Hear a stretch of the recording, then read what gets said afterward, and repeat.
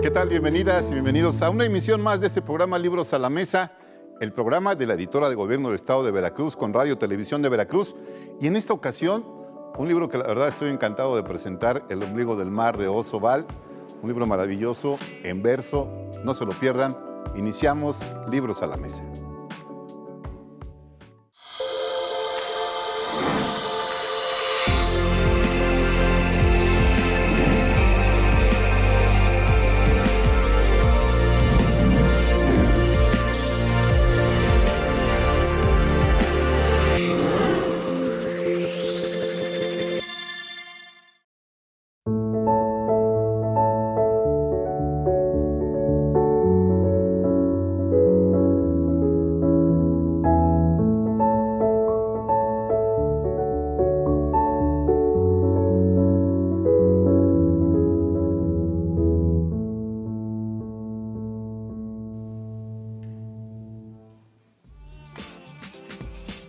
Muy bien, quisiera iniciar este programa como inicia el libro con el epígrafe de Bruno Schulz, el escritor ucraniano, que dice: el espíritu de la naturaleza es en el fondo un gran relator. Él es la fuente de las fábulas, de las novelas y de las epopeyas, como la epopeya que nos cuenta El ombligo del mar. Óscar, bienvenido. Gracias, Enrique. Les platicaba al inicio que estoy muy entusiasmado de tener este libro en las manos, porque es un libro que me encanta porque se puede leer en voz alta, ¿no? Y seguramente a los niños les encantará escucharlo. Sí, así es. Fíjate que antes de que esto se editara, tuve mis lectores y los lectores eran niños. Y al primero que le llegó este libro, más bien mis escritos, lo que hizo fue leerlo en voz alta, ¿no? Entonces lo escuché y dije, no, pues sí, hay mucha razón de lo que estás diciendo. Es un libro para leerse en voz alta, indiscutiblemente, porque además el sonido, bueno, lo que traté de hacer es que el sonido de la naturaleza inmediatamente fuera identificado por los niños y pudieran leerlo así, ¿no? Se da muy seguido este acercamiento entre la literatura, la naturaleza, en tu caso el montañismo, que es otra de las cosas que te apasionan. ¿Cómo te diste cuenta de que tu fuente de inspiración era la naturaleza? Primero porque me impactó a mí la naturaleza, ¿no? Desde niño la naturaleza siempre me ha impactado y el mar no era para menos, ¿no? Cuando llego y conozco el mar, pues el mar me impacta, ¿no? Ver tanto azul, tan intenso, que yo regreso y pues estoy loco con el mar. Pero también descubro que los niños son impactados por la naturaleza, cualquiera. Se llevan imágenes de lo que es la naturaleza y les desata indiscutiblemente una creatividad a través del juego. Ajá. Entonces los niños a través del juego son creativos, son imaginarios totalmente, ¿no? Puede ser el mar, puede ser la naturaleza o la misma ciudad urbana, ¿no? ¿Cuántas veces hemos visto una caja de cartón convertida en un auto, convertida en una casa, convertida en algo, en un barco, en fin, ¿no? Una caja de cartón. Y entonces esta parte de la creatividad de la niñez, pues es manera material para poderlo escribir. Entonces es como yo me allego de muchas imágenes a través de muchos años de la niñez con este tipo de aventuras, ¿no? Con este tipo de cosas que les suceden a través del juego lúdico y creativo de ellos, ¿no? Como te comentaba hace rato, lo inanimado, los objetos adquieren vida. Y de eso trata este libro, ¿no? Fíjate que leyendo este libro, una vez ya concluido, uno pensaría, qué bonita la poesía. Pero la poesía, según yo, Óscar, tú tendrás mejor opinión que la mía, no es un camino sencillo para la literatura. Es decir, no es la poesía el género que la gente busca más. Al contrario, es un género que necesita una atención diferente a la prosa. Sí, nos han asustado desde la educación primaria y secundaria con la poesía, ¿no? Este tipo de... Los maestros entienden que leerte a los 3 años a Ramón López Velarde, pues es acercarte a la poesía cuando están haciendo completamente lo contrario, ¿no? La metáfora tan estructurada de López Velarde, pues asusta a la niñez. Sí, tienes razón. Y luego lo clasificamos como si fuera un subgénero, claro, la creación literaria infantil, ¿no? Claro. Y entonces se vuelve todavía pues, más complicado. Pero la buena fortuna es que ha habido poetas que no hacen una diferencia entre ellos. Tuve la buena suerte de conocer al poeta campechano de Campeche, el estado de Campeche, Ramón Suárez Camal. El que ganaste el premio nacional. El que gané, ¿no? tuve la suerte de conocerlo y además de conocerlo a través de poesía infantil, Ajá. que es algo que me motiva a crear de esta manera, ¿no? Fíjate, ahora que lo mencionas, este premio nacional que ganaste de poesía, el tener un libro en las manos, todos estos estímulos a tu creatividad, a la manera como escribes, seguramente te fueron dando palomitas en el corazón, utilizando esa imagen, si se quiere, poética rupestre mía, para seguir escribiendo. Pero mencionaste a Ramón López Velarde, y ya que lo mencionas, ¿qué autores te influyeron para escribir? Sobre todo para escribir para niños. Para escribir para niños, pues sí, Ramón Iván Suárez Camal, ¿no? Ajá. Fue uno de los que me allegaron. Y de ahí he tenido gran cantidad de autores que llegaron a mí. Inclusive Gabriela Mistral tiene algunas cosas para niños. Miguel Hernández, estando preso en España, conoce a otro preso y le dice: mi hijo está cumpliendo años y no sé qué regalarle, ¿no? Entonces él escribe algo y que es muy bello, ¿no? Le dice: regálale este poema, ¿no?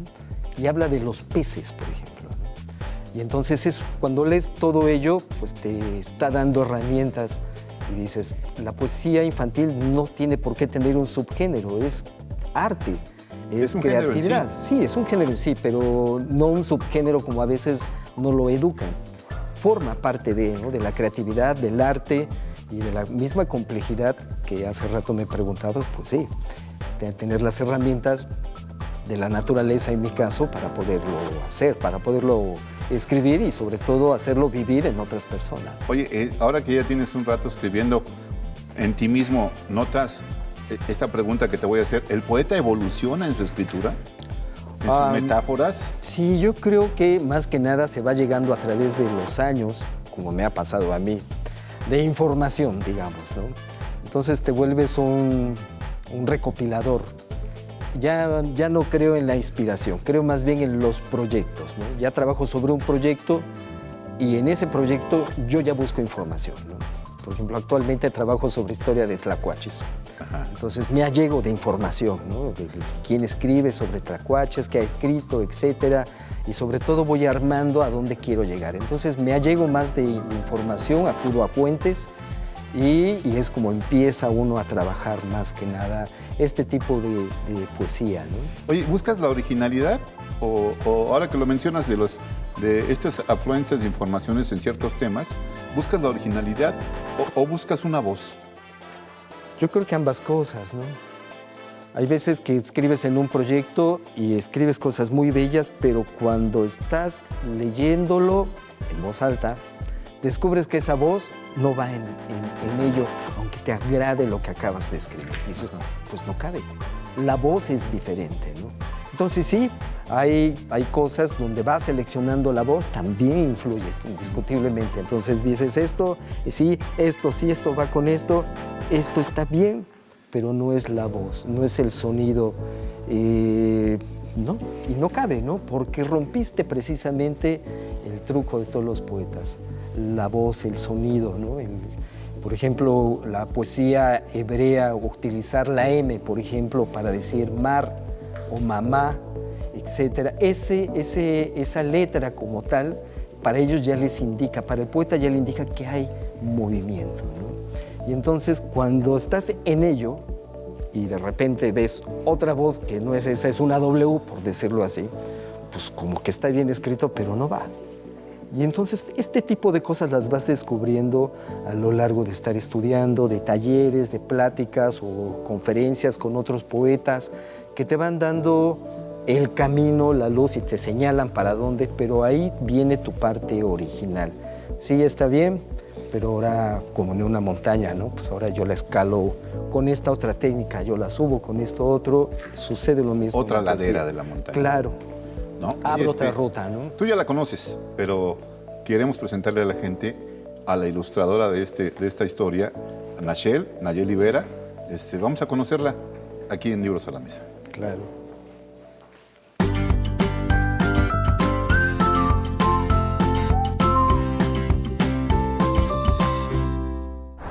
A la carga, mis valientes, al mar de los libros, al ombligo de cada historia. Hola, mis amigos marineros, espero que estén muy bien y preparados para una gran aventura. Pues hoy entrevistaremos a la ilustradora del libro El ombligo del mar, Nayeli, y a la narradora del audiolibro, Ana Cecilia. Les voy a platicar un poco de cómo es el libro. Este trata de un niño, como tú y como yo. Es él es Kikei, el gran explorador, que se embarca en una gran aventura por el mar, junto con sus amigos. Y en algunas páginas del cuento aparecen QRs, los cuales los puedes escanear y te llevará a una página donde Ana Cecilia te contará algunas partes del cuento. Aparte de su gran historia, tiene ilustraciones bellísimas. Me gustaron porque son como una mezcla de caricatura y de realismo. ¿Quieren saber más de la ilustradora de El ombligo del mar, Nayeli, y de la narradora de su audiolibro, Ana Cecilia? Vamos a preguntarles. Desde muy pequeña me gustaba dibujar, ilustrar era mi pasión, imaginarme personajes, crear escenarios, siempre estaba yo dibujando. Cada proyecto es diferente, no tengo una línea como tal, no tengo todavía establecido como que una forma, una manera, pero en cada proyecto tengo que hacerlo de manera diferente, de acuerdo a lo que el autor quiere decir o quiere representar. La ilustración puedes crear, puedes desarrollar, puedes meter técnicas, colores, escenarios. A mí me fascina la ilustración porque es un mundo totalmente diferente. Yo soy diseñadora, pero puedo a la vez representar lo que no nada más el autor está narrando, sino lo que yo también estoy imaginando, ¿no? Y trato de representarlo de diferentes maneras, con diferentes técnicas y pues sobre todo en este caso, que es un trabajo diferente, es un poemario. La poesía siempre va como que dirigida al público adulto y en este caso fue a público infantil y es una poesía con narración y como que tiene un poco también de cuento, entonces creo que tenía bastante para dar este libro. Cada trabajo te da una experiencia y poco a poco se va adquiriendo ciertas técnicas, se va uno guiando hacia ciertos lugares y es como te va guiando, ¿no? El cuentero tiene ciertas características y es el habla más fluida y tiene que tener ciertas habilidades para expresar lo que está contando. Un narrador oral implica también hacer modulaciones en la voz, implica también tener una intención al narrar, ¿no? Tener un objetivo dependiendo lo que estamos contando y a quién se lo estamos contando. Pues la narración oral para mí es poder contar una historia con mis propias palabras sin tener que echar mano de otro tipo de recursos y simplemente utilizar mi voz y modularla para poder integrar a los personajes de la historia. Al escuchar la narración, pero escucharla haciendo diferentes voces, es impactante. Entonces es como los podemos atrapar. De hecho, yo en mi práctica docente así lo hice durante muchos años y mis niños lograron tener una mejor comprensión lectora y ser buenos lectores conforme fueron avanzando. Sí suelo improvisarlo porque me he dado cuenta que al improvisar tiene un efecto impactante en los niños. Podemos crear incluso y aumentarle cuestiones a la narración, ¿no? Que no están escritas en el texto. A veces es el narrador quien está plasmando o a veces es el personaje quien está contando. Entonces, uno, dependiendo de cómo esté la narración, es como uno va a decidir si narrar como el narrador o bien tomar el papel de algún personaje. El reto más importante es poder impactar en los niños o en los que me están escuchando, poderles dejar un buen sabor de boca al hacer una narración diferente, distinta. ¿Les gustó? Recuerden leer los libros de la editora de gobierno del estado de Veracruz, empezando por El Ombligo del Mar, y visitar sus redes en Facebook y su página oficial. ¡Zarpemos! ¡Hasta la próxima, marineros!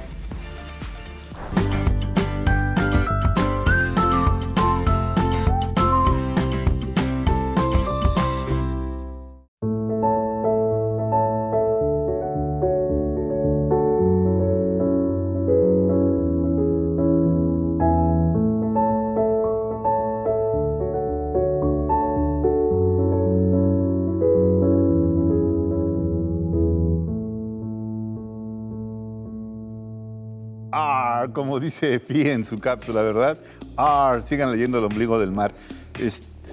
También hay que decir que viene el libro con códigos QR donde podemos escuchar el texto que escribiste en los labios de Ana Cecilia, ¿no?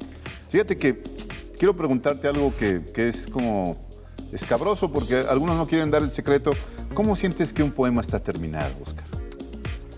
Cuando ya no hay nada que poner. Es que ahí... Cuando sientes que está inconcluso y te vas con ello y dices, no, le falta. Yo en lo particular tengo una técnica de lo dejo por un tiempo. Un tiempo, estoy hablando de meses, ¿eh? Así ya una vez que ya siento que ya está concluido, me releo y entonces digo, le falta a esto o a aquello, falta algo más. Y ya llega el momento en que dices, se acabó.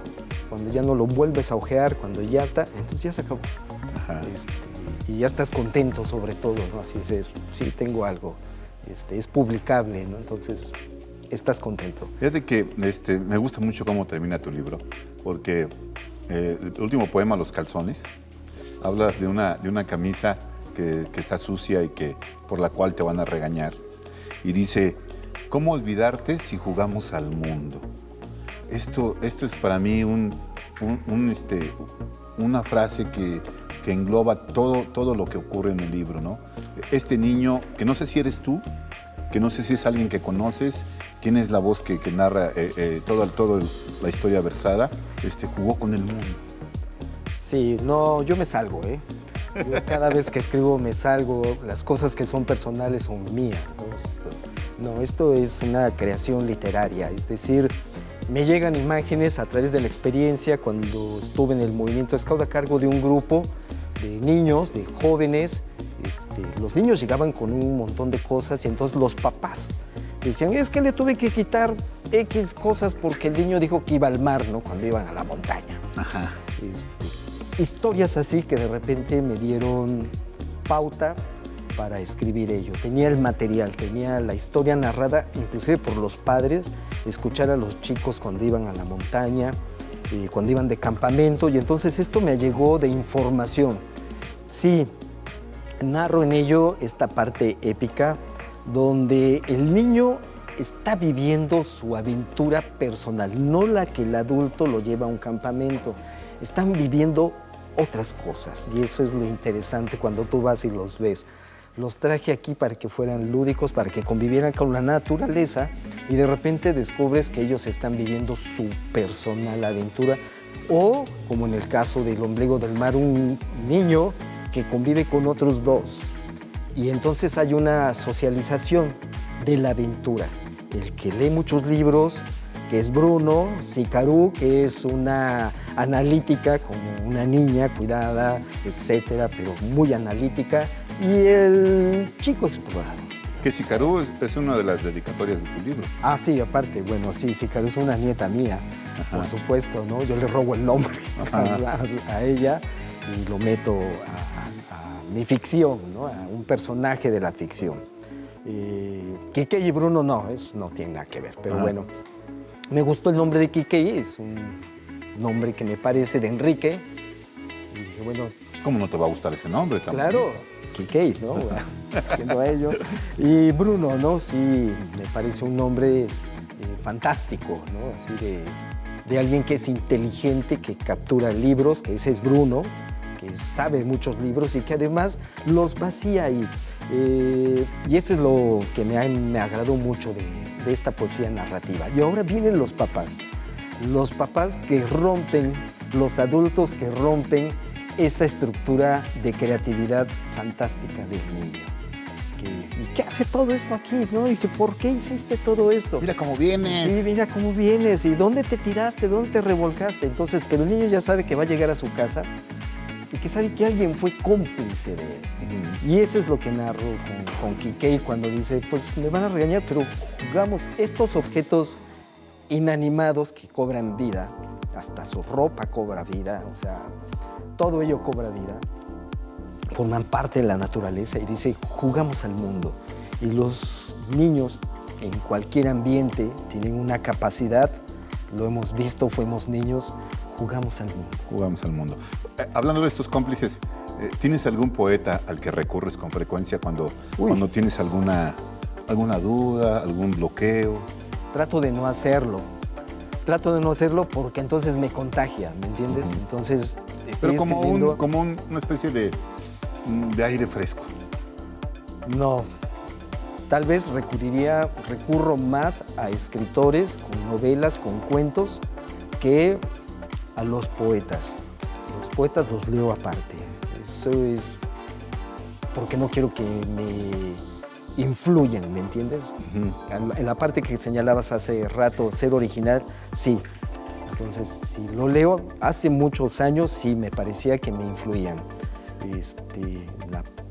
Algunos libros que había publicado, me vi cuando me leí y cuando me criticaron, me dijeron, pues tú escribes como Roque Dalton, ¿no? Ajá, eso. Entonces, no. Entonces, traté de, por eso, salirme, ¿no? De salirme. Dime, platícame, dentro de todo lo que has leído de poesía, ¿hay algún poema que dices, híjole, este yo tendría que haberlo escrito? Uy, sí, yo creo que muchos poetas me han parecido de esa manera, sobre todo los latinoamericanos, algunos turcos, algunos japoneses. ¿De izquierda, los poetas de izquierda? No necesariamente de izquierda, pero yo creo que sí generaban una corriente de izquierda. Rubén Darío. Rubén Darío, claro, ¿no? Rubén Darío influyó mucho en mi poesía narrativa, pero de niño, créeme que no sabía que fuera además. Margarita, mira qué linda está la mano. Exacto, ¿no? Cosas así, o los motivos del lobo, en fin, ¿no? Azul, por ejemplo, ¿no? De Darío. No, yo creo que ya actualmente, por ejemplo, Juan Gelman, alguien que lo leí y se quedó, ¿no?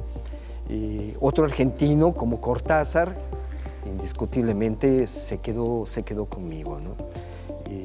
Y así Neruda, Mistral y algunos otros poetas contemporáneos que he estado también leyendo, que han influido mucho en mi modo de apreciar la poesía. Trato de que no me influyan, sigo insistiendo, trato de que no se metan en mi creatividad, ¿no? Pero sí hay bastantes, españoles, franceses, en fin, ¿no? Esta lírica de la que hablamos, esta lírica épica, que está, por ejemplo, en Silvio Rodríguez, o por ejemplo en Bob Dylan, ahora que le dieron el premio Nobel de Literatura. Esas cosas, eso que, por ejemplo, eso es interesante saber de un poeta. ¿Qué te parece el Nobel de Literatura, Dylan? Bueno, yo siempre he pensado que, esto ya es una observación particular, Dylan no me parecía para que fuera un Nobel de Literatura, ¿no? Hay premios musicales que los ganó, además, ¿no? Que los ganó. Me gusta su música, pues como no me va a gustar si crecí escuchándolo. Pero sus letras, ¿no? Su letra, además, ¿no? Y cómo está bien escrito todo. Lo estudié, por supuesto. Pero me pareció, bueno, también la Academia Nobel de Literatura anda dando premios que de repente dices, ¿y quién es, no? Sí. Aunque luego lo lees y dices, pues les regalaron el premio porque hay muchos mejores, ¿no? Te pregunto, que no se los dieron. Te pregunto porque podría haber saludado a Silvio también, ¿no? En todo caso. Por ejemplo, ¿no? Sí. Oye, Oscar, pues el tiempo de la televisión es un verdugo que inevitablemente nos corta la cabeza, pero te agradezco muchísimo, primero que nada, tu presencia y segundo, el tener este libro en las manos, que yo creo que es una joya que mucha gente tendría que tener en sus casas. Si usted tiene hijos pequeños, si tiene la posibilidad de leerles El ombligo del mar y además mostrarle los dibujos maravillosos de Nayeli Vera y además todavía tener el código QR que viene en cada parte del libro para poder escuchar la narración de voz de Ana Cecilia. Si usted no se siente capaz de leerlo en voz alta, pues ahí tiene además esta ayuda extra. Muchas gracias, Óscar. No, gracias a ustedes y a la editora de Gobierno del Estado por todo este increíble trabajo. Quiero terminar diciendo este texto de Raúl Zurita que dice: todo poema, toda poesía son pequeñas islas en el océano infinito del silencio. Nos vemos a la próxima. Esto fue Libros a la Mesa.